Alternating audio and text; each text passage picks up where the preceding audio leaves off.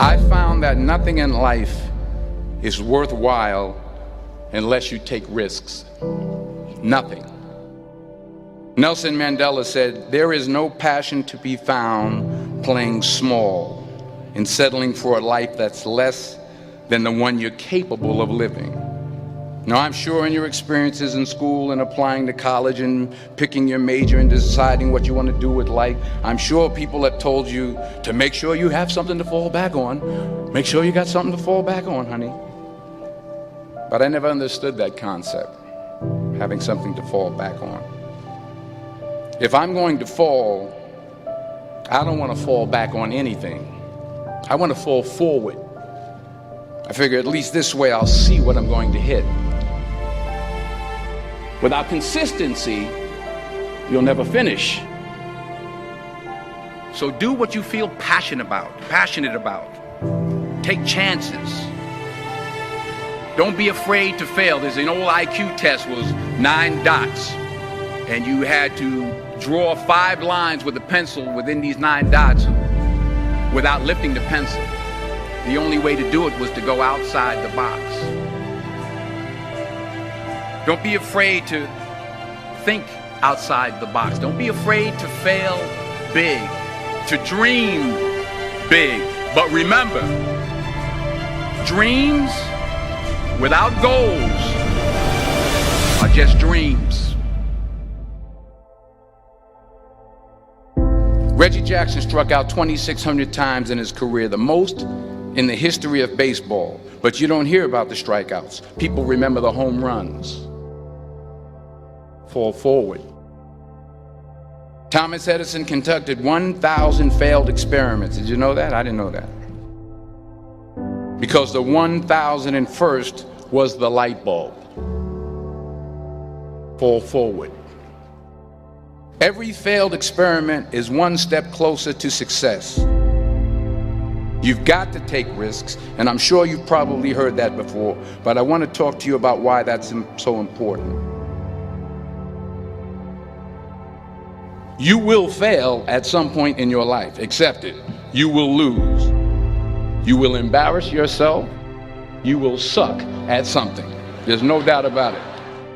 And I know that's probably not a traditional message for a graduation ceremony, but hey, I'm telling you, embrace it, because it's inevitable.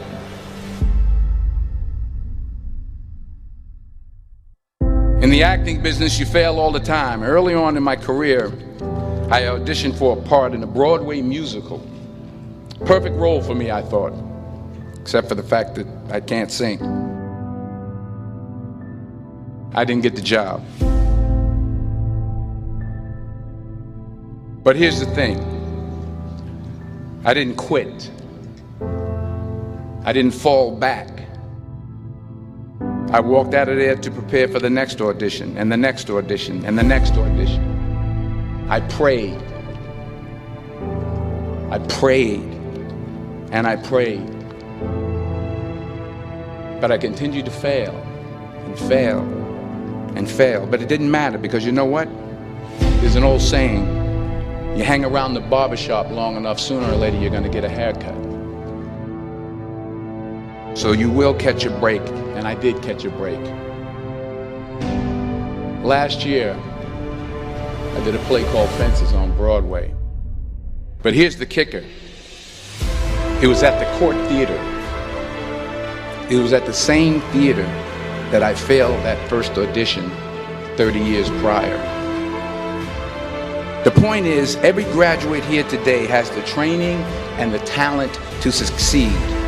But do you have the guts to fail? If you don't fail, you're not even trying. I'll say it again. If you don't fail, you're not even trying. To get something you never had, you have to do something you never did. Just imagine you're on your deathbed, and standing around your deathbed are the ghosts representing your unfulfilled potential. The ghost of the ideas you never acted on. The ghost of the talents you didn't use. And they're standing around your bed, angry, disappointed, and upset. They say we came to you because you could have brought us to life, they say. And now we have to go to the grave together. So I ask you today, how many ghosts are going to be around your bed when your time comes?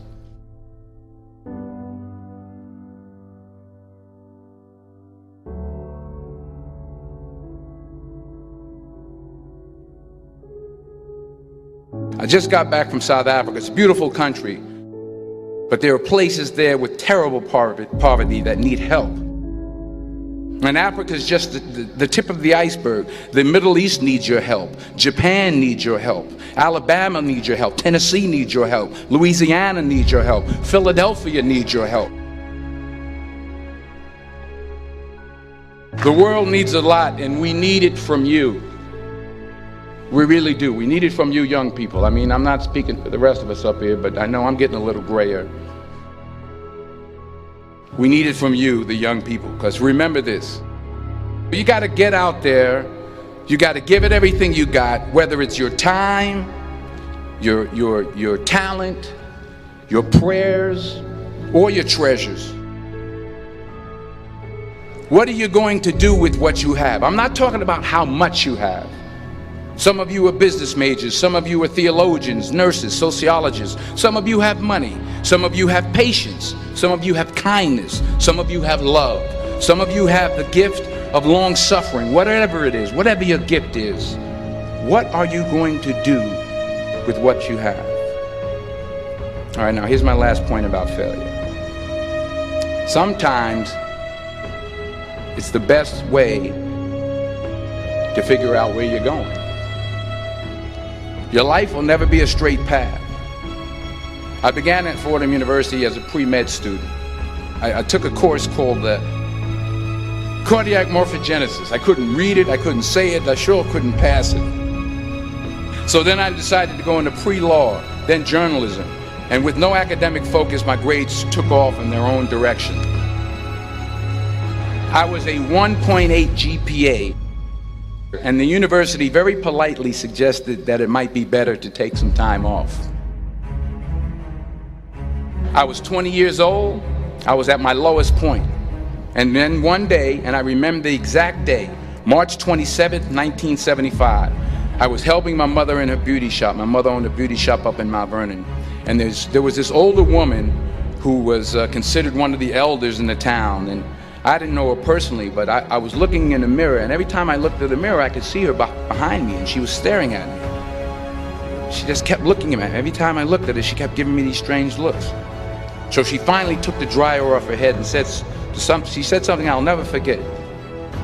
She said, "Young boy, I have a prophecy, a spiritual prophecy."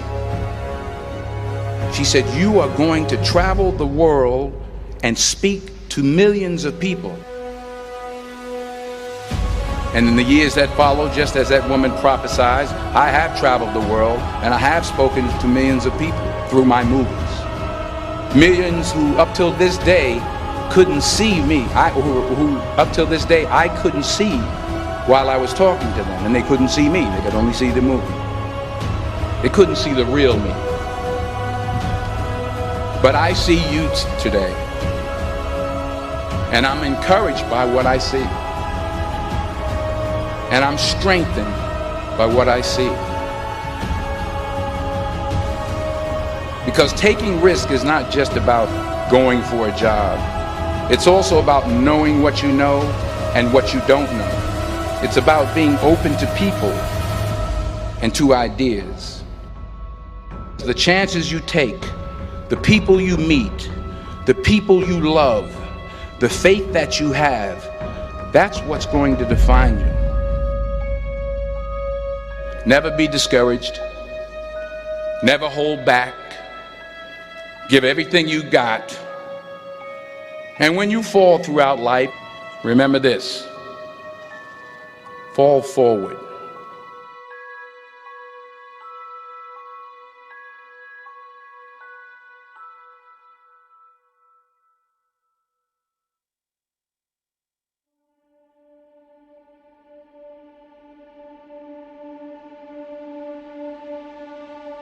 I found that nothing in life is worthwhile unless you take risks. Nothing. Nelson Mandela said, "There is no passion to be found playing small and settling for a life that's less than the one you're capable of living." Now, I'm sure in your experiences in school and applying to college and picking your major and deciding what you want to do with life, I'm sure people have told you to make sure you have something to fall back on. Make sure you got something to fall back on, honey. But I never understood that concept, having something to fall back on. If I'm going to fall, I don't want to fall back on anything. I want to fall forward. I figure at least this way I'll see what I'm going to hit. Without consistency, you'll never finish. So do what you feel passionate about. Take chances. Don't be afraid to fail. There's an old IQ test was 9 dots, and you had to draw 5 lines with a pencil within these 9 dots without lifting the pencil. The only way to do it was to go outside the box. Don't be afraid to think outside the box. Don't be afraid to fail big, to dream big. But remember, dreams without goals are just dreams. Reggie Jackson struck out 2,600 times in his career, the most in the history of baseball. But you don't hear about the strikeouts. People remember the home runs. Fall forward. Thomas Edison conducted 1,000 failed experiments. Did you know that? I didn't know that. Because the 1,001st was the light bulb. Fall forward. Every failed experiment is one step closer to success.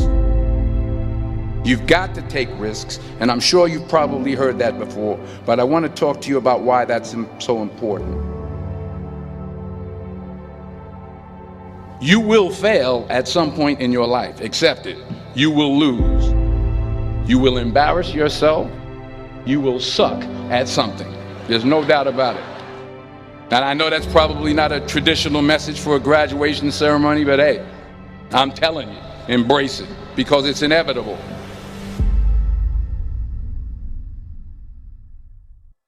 In the acting business, you fail all the time. Early on in my career, I auditioned for a part in a Broadway musical.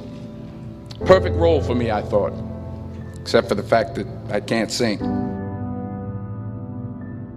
I didn't get the job. But here's the thing.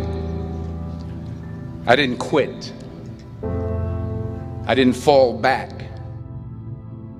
I walked out of there to prepare for the next audition, and the next audition, and the next audition. I prayed. I prayed. And I prayed. But I continued to fail and fail and fail. But it didn't matter, because you know what? There's an old saying, you hang around the barbershop long enough, sooner or later you're going to get a haircut. So you will catch a break, and I did catch a break. Last year, I did a play called Fences on Broadway. But here's the kicker. It was at the Court Theater. It was at the same theater that I failed that first audition 30 years prior. The point is, every graduate here today has the training and the talent to succeed. But do you have the guts to fail? If you don't fail, you're not even trying. I'll say it again. If you don't fail, you're not even trying. To get something you never had, you have to do something you never did. So imagine you're on your deathbed, and standing around your deathbed are the ghosts representing your unfulfilled potential. The ghost of the ideas you never acted on. The ghost of the talents you didn't use.